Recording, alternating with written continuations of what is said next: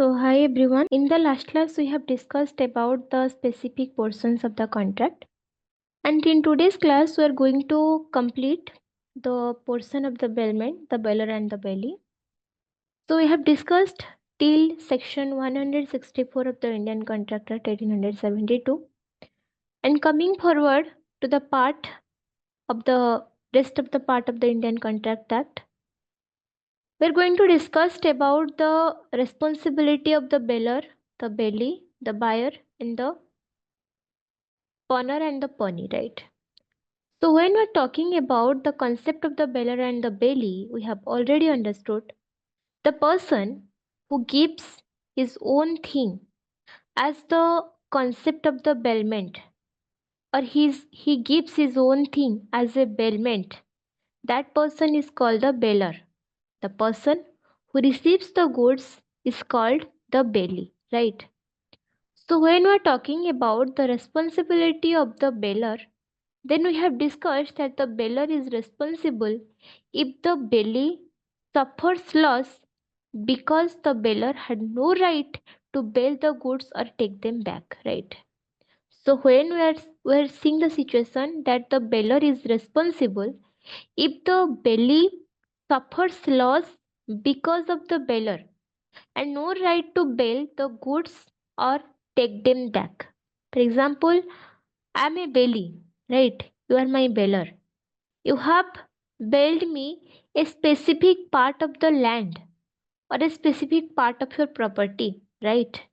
For the specific duration of the enjoyment. But it is later seen that you are not the original owner of the space which has been given on rent with your name, right? So the person who is giving the land or home as a concept of the rent is totally considerable that the belly or the person who has taken the good is not the original person who has taken the goods. It must be taken through the belly specifically, right? So it is understood under section 164 that the bailer is responsible if the belly suffers loss because of the bailer had no right to bail the goods or take them back. It doesn't affect the act or responsibility of the bailee, but it is because of the bailer who had no right to bail the goods and take them back, right? Then we are talking about section 165 where we have discussed about the bailment by the joint owners, right?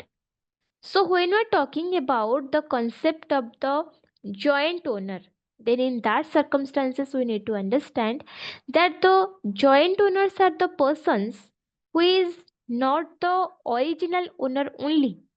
In the concept of the joint owner, we have observed that there are more than one owners in a specific bailment, right? For example, I want to bail my own specific property, right? So when there is one thing of mine which I want to sell, right? Then it is your duty, your job to ask the owner unless the agreement requiring the consent from the all. Okay. So when we're talking about the bailment by the joint owner, it exactly means a belly can return goods to one joint owner unless there is an agreement acquiring from them. That means unless there is no specific agreement acquiring the consent from the all the people, then also the the belled thing can be returned back to any of the joint owner whoever is available. For example, there are around 6 to 7 joint owners of a specific property, right? So when the belly wants to return the property, then tell me, is the belly responsible here to return the property with everyone's signature? The answer is no. So the person can receive the property or receive the goods without the um, can receive the goods to any of the joint owners if it has not been, even if it has not been specified by the terms and conditions. But according to the terms and condition, if it is strictly written that the thing must have given to everyone with their consent, then only the person who is the who has the joint owner of the property, unless there is an agreement requiring the consent requiring the consent from all, right? So when we're talking about the third part, section 166, it speaks about the redelivery without the title. Okay, the title means the surname, right? Till section 165. So we're discussing section 165, under which we have discussed that the abelment by the joint owners that happens when a bailee can return the goods to one joint owner unless there is an agreement requiring the consent from everyone, right? So under section 166 we have discussed about the redelivery without the title. The title means the title on the goods, the ownership on the goods, right? So when we are talking about section 166, what does it mean? It means if the bailor has no ownership, but the bailee, in good faith, returns the goods to them, the bailee is not liable to the original owner or to the true owner, right? So it is mentioned that for example, if a bailor, he has no ownership on the but the bailee in good faith returns the good to them, trusting that he is the bailor, then here in this case the bailee is not responsible to the original owner for his activity. Just take an example. For example, you are having a house of the 2 BHK flat in which I am staying as your bailee, right? Or I'm taking care of your house and I'm staying there as a bailee. So what happens that I don't know that there is some other person who is the original owner. What I think, the person who communicates with me, who takes me to the flat, who takes care of my needs, I believe that that person is the original owner, right? So when if the bailor has no ownership, but the bailee in good faith returns the goods to them, then if the goods has been returned to the original banner or to the original owner, instead of the original owner, the goods has been returned to a third person who is trusted to be the bailor. He acts like the bailor. His behavior, activity, his communication, everything seems like a bailor, right?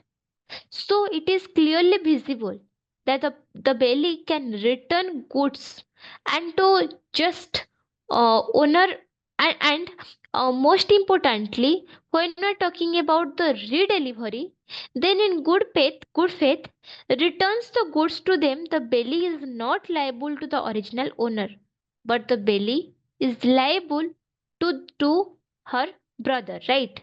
The bailee is liable to the bailor only, not to the original owner. This is mentioned under section 166 of the TP Act. Then comes claim by the third party, which is explained under section 167. And what does it mean? If someone else claims the goods, they can go court to stop the bailor uh, asking them, right? So, when we're talking about the claim by the third party, it means when someone else comes to the goods, they can go to the court and stop the bailor from taking them, right? So, these are the things under section 167 we have discussed, in which it is mentioned that if someone else claims the goods, they can go to court or go to stop the bailor from talking to them, right?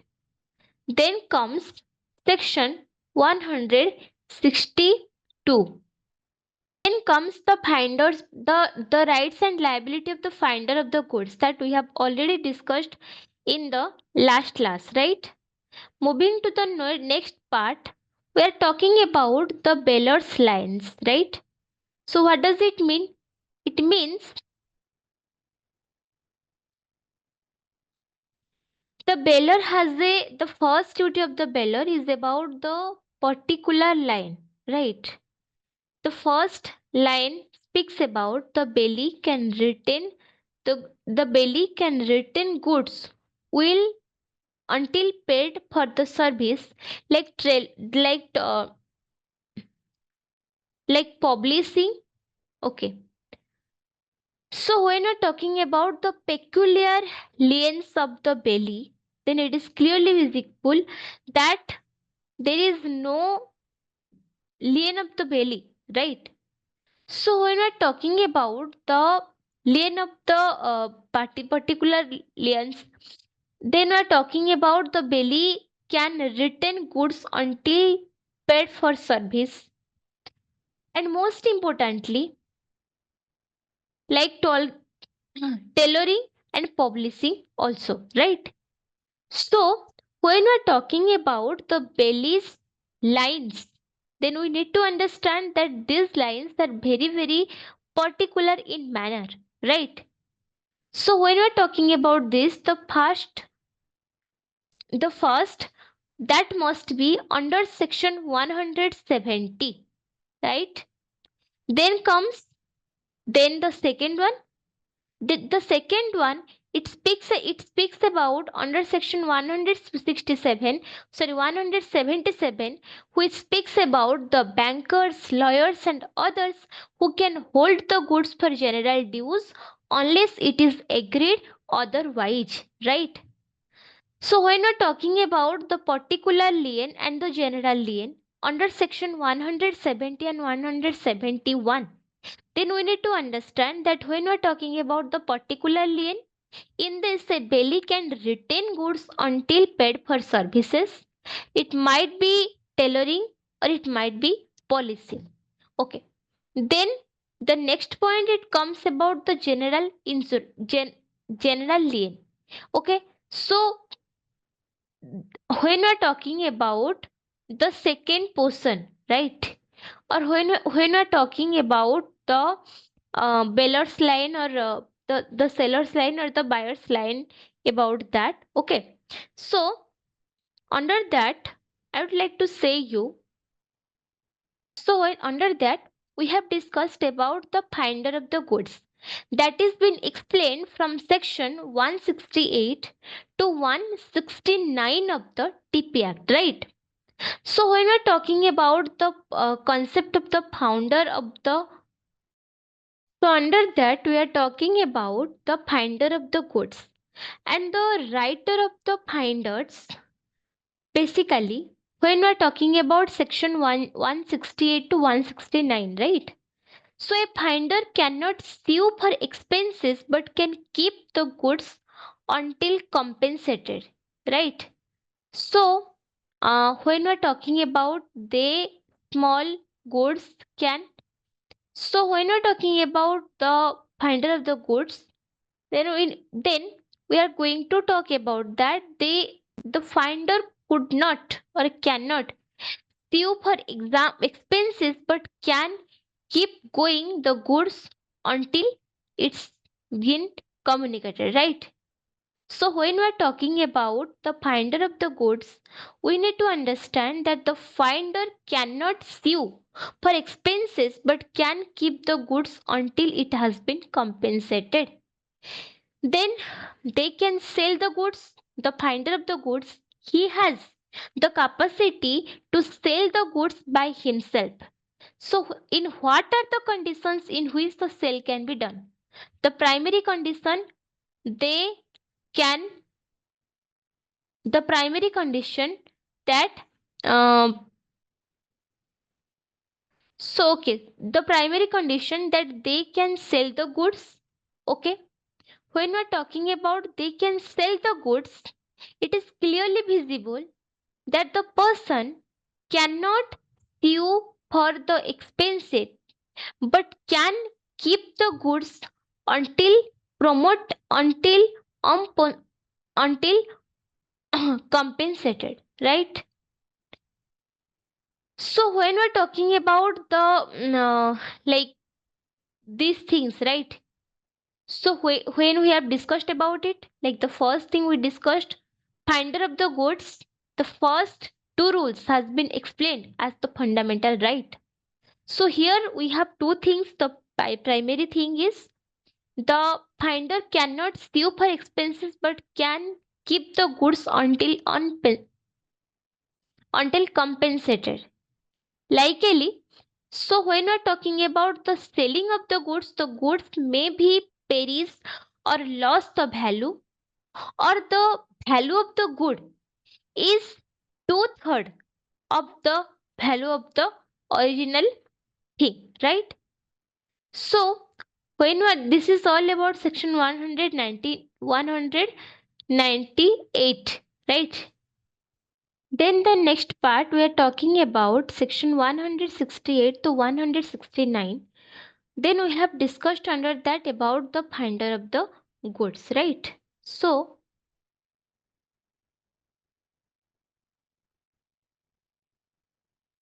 okay. So this is all about section 168 and 169 we have discussed. Then comes the point of the Bailey's lines, which is explained under section 170 and 171, right? So when we are talking about that the Bailey cannot retain the goods until paid for the services like tailoring or policing, right? So when we're talking about there is a concept of the beller and the belly. Okay, for example, take that the uh, belly can express, right? The first thing is the belly can retain the good until the paid its services, like tolerating or policing, right? So when we're talking about the particular line, it means a belly can retain the goods until it has been paid or submissive, right? So when we're talking about the belly, we need to understand that the belly can return the goods until it has been paid the services like the trolling and policing, right? So under section 172 onwards, we are going to discuss about the rule of the pawner, pawnee and the pledge, right? So when we are talking about the pledge, that means goods as security for a loan. When I'm taking there is a loan amount of 50,000 from you, then I'm keeping my golden ring near you as a submission, right? So when we are talking about the first thing, that how the place rules has been drafted, right? So the last thing is the definitions. Tapare, then we are going to discuss about the place. Okay, place is something which is as security for the loan, right? So when we're talking about the place, it means it has security ही होना, पहली बात. दूसरा point ये होता है कि the pawnor is called the pledger and the pawnee is called the river of and the pony is called is the receiver of the goods, right? So when we're talking about section 172, then we need to take care of three major things. The primary thing is the place. The secondary is the pawner, and the third one is the pony, right? The first one is the definition. Then the second one is known as the uh, the the pleasure of the place, right? And the third one, it speaks about section 173, 177, right? So under section 113 to under section 117, it has been explained about the right of a pony. Okay. So when we're talking about the right of the pony, it retains the goods for the loan, interest and expenses. Whatever the loan is, whatever the expenses is, or whatever the interest is, that is been covered by the uh, that is been covered by the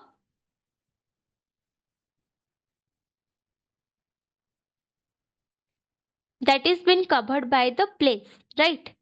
So when there is any goods as security for a loan is being taken, any kind of the loan is being taken and that is being used as a security, then the person who gives the goods is called the pawnee and the person who receives the goods is called the pawnee, right?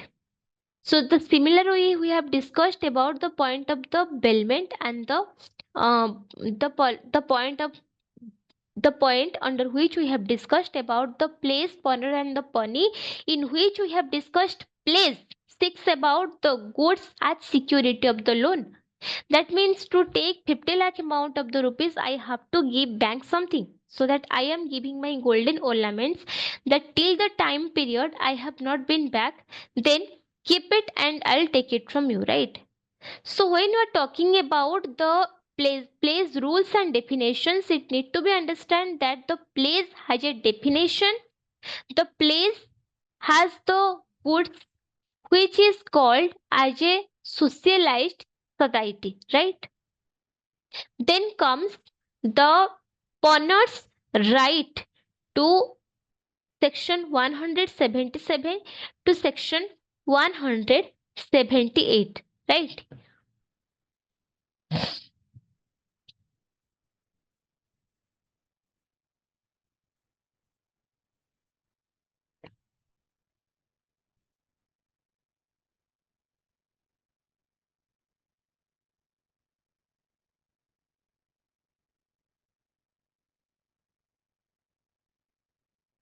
So when we're talking about the topic about the place, it means the definitions which is explained under section 172. And place as a goods as a security or the loan. The pawnee is called the placer and the pawnee is called as the receiver of the goods, right? Then comes section 177, right?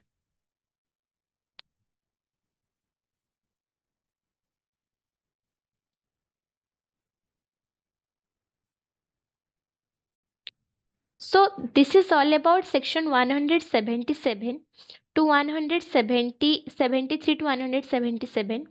We have already discussed. Then we are going to discuss about the rights of the pawnee, right? So when we are talking about section 173 to 177, it exactly speaks about the rights of the pawnee. Okay. So when there are the powers and right to redeem, it has been explained under section 19, right? So when we are talking about this, okay, I'll just like these things, how the punner and the pawnee concept will be covered, those things we have already discussed in details, right? So we have discussed that the pawner is a person who pawns the things without any guarantee, right? And when there is a there is a person in which we know that the pawner and the pawnee, okay, the two things, the pawner and the pawnee, okay. Yes, the first thing, the pawner and the pawnee, they are mutually responsible to each other for their activity. So under section 9 we are discussing about the rights of the pawner which is explained under section 173 to 177, right? So when we are talking about the first condition, it means the retaining of the goods, interest or the dis- expenses, right? The first thing. The second thing is sell goods after notice if Pavakar deals. Right. Then comes the any extra money from the sale, extra money from the sale, and most importantly, when we're talking about the extra money from the sales goes to the pawners only. To whom the extra money goes? It goes to the pawners only, right? So this is explained under section 174 to 175, right?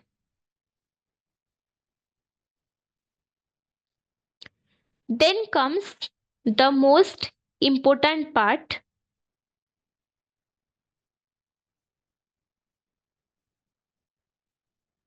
the rights of the pawners, in which we have discussed that the pawners has the right to sell if he has been authorized to do so. Then he can retain the goods for the loan, interest, or the expenses. Pawner is the person who did the place, and the place is the person who the place is the person. Pawner is the person who has taken the place. Place is a person. Love you. So when we are talking about the place, in which we know that the place is a portion in which the person who is the pawner, he pledges something. Okay. For example, I am pledging you a specific thing. Okay. So the place is goods as security for the loan, right? The place is a portion which is given as the goods as security for the loan. The pawner is a person who acts as the placer, and the pawnee is a person to whom the specific portion has been placed, right? This is understandable. Got it? So,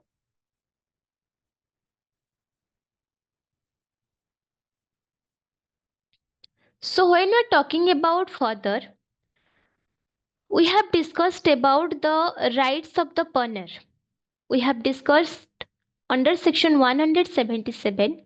There is another right of the pawner, that is the right to redeem, right?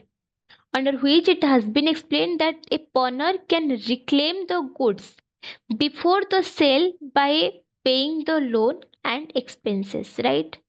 So when we are talking about the right to redeem of a pawner, then we need to understand that the claim of the goods before the sale by paying or expenses, the pawner can redeem the rights. Okay. So this is all about section 177. Then the another section that comes to the picture, that is section 178 and 179. Okay. So when we are talking about section 178, it exactly speaks that the agents or those with limited rights can place the goods if they're acting in a good faith. Okay.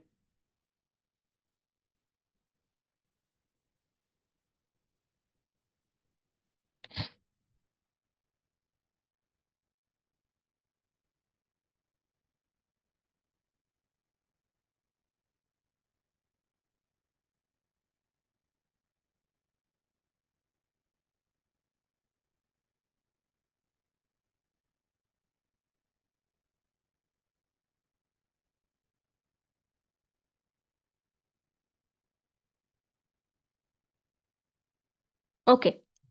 So special place rules we have discussed, the place by the agents or the limited owners. The agents are those which limited rights can place the goods if they are acting in the good faith. For example, the person who is giving the place or the agent or those who are limited rights, they can place the goods if they are acting in a good faith with the trust. And section 180 and 181, the last portions of the Indian Contract Act, this speaks about the suits against the wrongdoers, which is explained under section 180 and 181, in which it has been explained that if a third party damages or takes the goods, in that specific circumstances, both the bailer or the bailee can sue.